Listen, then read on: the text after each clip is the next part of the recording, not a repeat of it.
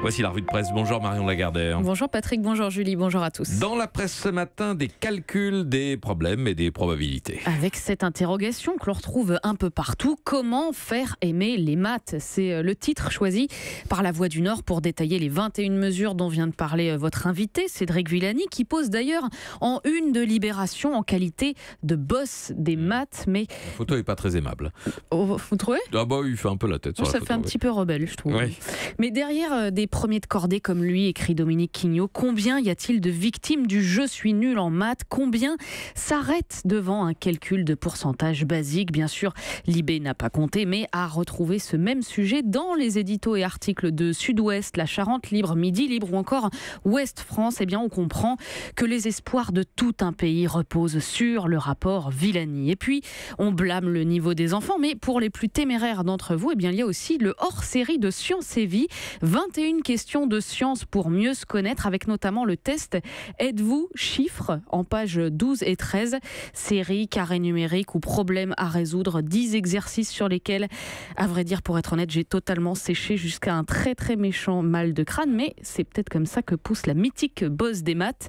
C'est en tout cas ce que confirme Rosaine Texier, enseignante-chercheuse à l'ENS de Rennes, dans le Télégramme. Les mathématiques, dit-elle, c'est comme la musique, c'est en travaillant que cela vient, plus ou moins vite selon les personnes, mais une chose est sûre, tout le monde peut y arriver.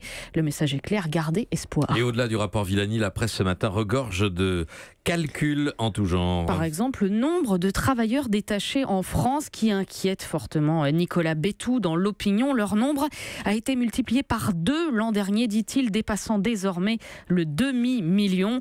Bon, si le nombre augmente, c'est parce que beaucoup de travailleurs qui étaient déjà là ont été déclarés, mais il n'empêche, dit-il, les causes de l'épidémie, comprendre le travail détaché, sont toujours là. Et puis, il y a ces équations qu'on peut faire en additionnant les articles. Je m'explique. Le Monde, par exemple, nous apprend que la consommation de charbon est en hausse sur la planète. 5,4 milliards de tonnes extraites en 2017. C'est un point de plus que l'année précédente, écrit le journal.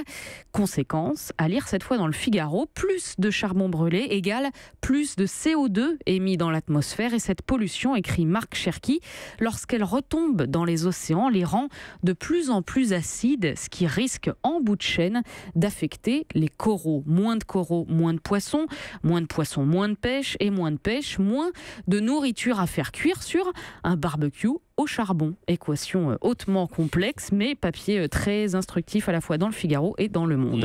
Et puis le calcul polémique du jour, c'est surtout celui de l'héritage de Johnny Hallyday. Et oui, testament, le clan Hallyday se déchire, c'est le titre du Maine Libre qui en fait sa une, tout comme les dernières nouvelles d'Alsace, la Provence ou encore le Progrès, qui reprennent tous cette même expression de déchirure. Le calcul est simple, il n'y a aucune fraction, l'ensemble du patrimoine du chanteur et ses droits d'auteur sont exclusivement transmis à sa femme Laetitia, résume Le Parisien. Et en cas de décès de Laetitia, eh bien l'ensemble serait transmis à part égale à ses 2 filles, Jade et Joy. Rien dans aucun cas, ni pour Laurent Smet, ni pour son frère David Hallyday. Mais pour contester, encore faut-il savoir quel droit s'applique, la loi française ou la loi californienne. Où Johnny payait-il ses impôts? Quelle résidence principale a-t-il déclarée? Dans quel pays?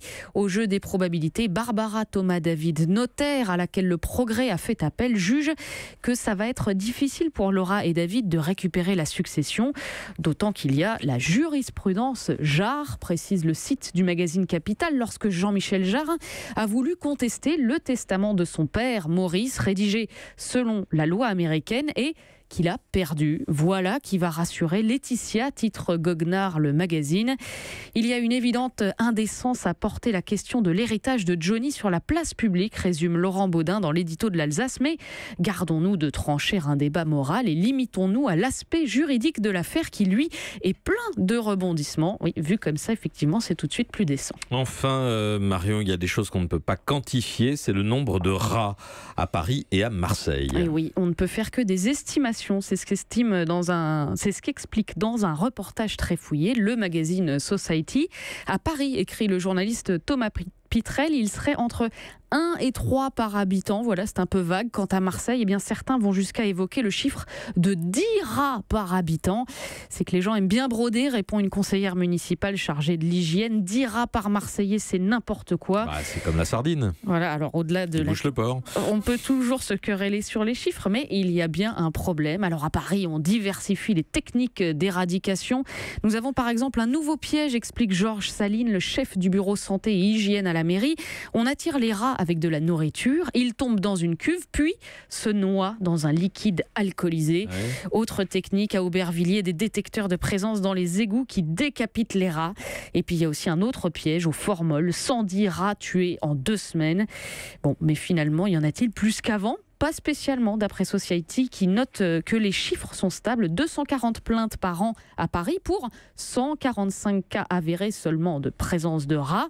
Et puis enfin, sont-ils dangereux ? Là aussi, le magazine se veut rassurant. Tout ce qu'ils peuvent transmettre, c'est la leptospirose. D'après l'Institut Pasteur, elle ne touche que 300 personnes par an et se soigne avec des antibiotiques.